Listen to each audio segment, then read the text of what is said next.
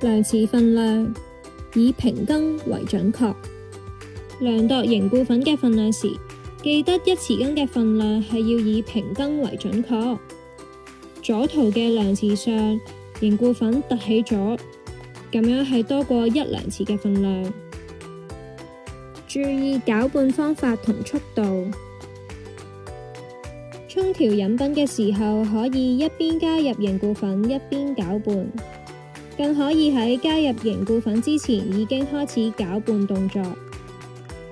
如果沖調凝固粉嘅步驟唔正確，或者攪拌嘅方法不當，速度太慢，成品就好大機會會有顆粒，咁樣就要重新再沖過啦。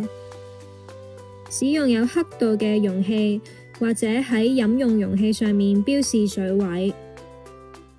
一般家用或院舍使用嘅水杯未必會有量度嘅刻度，最理想嘅做法係另外購買有刻度嘅水杯或者水樽。如果未能夠及時購買，可以先喺常用嘅水杯或者水樽標記100或200毫升水位。想知道更多有關凝固粉嘅資訊，可以繼續關注我哋嘅頻道，記得要讚好、留言同埋分享俾你身邊嘅人啦。